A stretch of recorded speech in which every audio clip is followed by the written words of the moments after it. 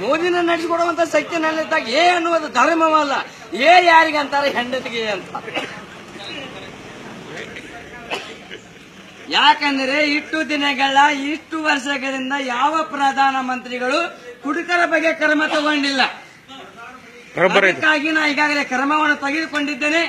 ದಯಮಾಡಿ ನನ್ನನ್ನು ಆರಿಸಿಕೊಂಬರಿ. ನಾನು ಆರಿಸಿ ಬಂದ 3 ದಿವಸದೊಳಗಾಗಿ ಪ್ರತಿಯೊಂದು ಹೊಳೆಗೆ ಬಾರ್ ಅಂಗಡಿ ಮಾಡಿಸ್ಕೊಳ್ತೇನೆ.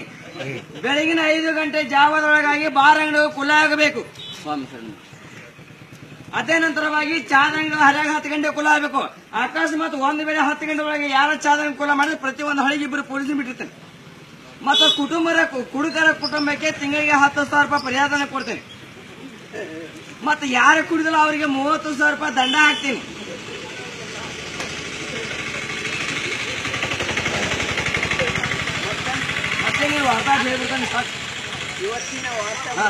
ಆಕಾಶವಾಣಿ ವಾರ್ತೆಗಳ ಇದೀಗ ಬಂದ ಸುದ್ದಿಗಳು. ಇಂದೇ ಬೆಳಗಿನ ಜಾವ 7 ಗಂಟೆಯ ಸಮಯದಲ್ಲಿ ಎಮ್ಕೆ ಹೋಬಳಿಯ ಪುಲಿನ ಮೇಲೆ ಕೊಪ್ಪೆ ಒಂದರ ಮೇಲೆ ಜಟಕ ಅದು ಕೊಪ್ಪಿ ಸ್ಥಳದಲ್ಲಿ ಮೃತಪಟ್ಟಿದೆ ಎಂದು ಅಲ್ಲಿನ ಜನರು ತಕ್ಷಣ ಎಮ್ಕೆ ಹುಬ್ಬಳ್ಳಿಯ ಪೊಲೀಸರಿಗೆ ತಿಳಿಸಿದ್ದಾರೆ. ಇದೇ ಸುದ್ದಿಯನ್ನು ಕೇಳಿದ ತಕ್ಷಣ 8 ಜನ ಪೊಲೀಸರು ಒಂದೇ ಸೈಕಲ್ ಮೂಲಕ ಆಗಮಿಸಿದ್ದರಿಂದ ಪೊಲೀಸರ ಬಗ್ಗೆ ಹೆಚ್ಚಿನ ದಾಖಲೆ ಆಗಿದೆ ಎಂದು ಸಿಪಿಐ ತಿಳಿಸಿದ್ದಾರೆ.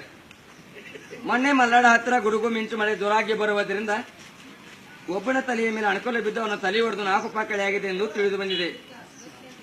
ನಿನ್ನೆ ಕಾನಾಗಿಟ್ಟಿ ಕೆರೆಯಲ್ಲಿ 4 ಜನ ಹೆಣ್ಣು ಮಕ್ಕಳು ಅರಿವಿಗೆ ಹೋದಾಗ ಒಂದೇ ಕಲ್ಲಿನ ಸಂಬಂಧ ನ್ಯಾಯ ಮಾಡಿದ್ದರಿಂದ 4 ಜನ ಹೆಣ್ಣು ಮಕ್ಕಳನ್ನು ಸಹ ಕಲ್ಲನ್ನು ತೆಗೆದುಕೊಂಡು ಖಾನಾಪುರ ಪೊಲೀಸ್ ಸ್ಟೇಷನ್ ಹೋಗಿದ್ದಾರೆ. ಕೆರೆಗೆ ಕಲ್ಲಿನ ತೊಂದರೆ ಆದ್ದರಿಂದ ಗಾಡಿಕಾಪಿ ಹಿರಿಯರು ಹೋಗಿ ಕಲ್ಲು ಒಂದನ್ನೇ ಜಮೀನಿನ ಮೇಲೆ ತೆಗೆದುಕೊಂಡು ಬಂದರೆ 4 ಜನ ಹೆಣ್ಣು ಮಕ್ಕಳಿಗೆ 4 ವರ್ಷ 4 ತಿಂಗಳ 4 ದಿವಸ 4 ನಿಮಿಷ 4 ಸೆಕೆಂಡ್ಗಳವರೆಗೆ ಕಠಿಣ ಶಿಕ್ಷೆ ವಿಧಿಸಲಾಗಿದೆ ಎಂದು ವಿರಿಕಿನಕೊಪ್ಪದ ಶಿಂಗಾಡಿ ವಕೀಲರು ತಿಳಿಸಿದ್ದಾರೆ. ಬೆಂಕಾಪುರದಲ್ಲಿ ಬೇಕೊಂದು ಡೈರಿ ಒಳಗಿಡುವಂಗೆ ಡೈರಿ ಮಾಲೀಕನ ಹೆಂಡತಿಯ ಮೇಲೆ ಸುಳ್ಳು ದಾವಣಿಕೆಯನ್ನು ಮಾಡಿ 800 ಲೀಟರ್ ಹಾಲನ್ನು ಕುಡಿದು ರಾತ್ರೋರಾತ್ರಿ ಪರಾರಿಯಾಗಿದೆ ಎಂದು ಡೈರಿ ಮಾಲೀಕನ ಹೆಂಡತಿ ಇಂದು ತಕ್ಷಣ ಸಮೀಪದ ಪೊಲೀಸರಿಗೆ ತಿಳಿಸಿದ್ದಾರೆ.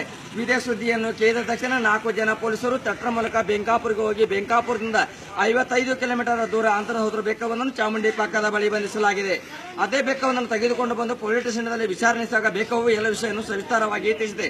ಇದೇ ಸುದ್ದಿಯನ್ನು ಕೇಳಿದ ತಕ್ಷಣ ಬೆಕ್ಕವೊಂದನ್ನು ಹೆಲಿಕಾಪ್ಟರ್ ಮೂಲಕ ಹುಬ್ಳಿ ಕೆಂಸಿಗೆ ತೆಗೆದುಕೊಂಡು ಹೋಗಿದ್ದಾರೆ.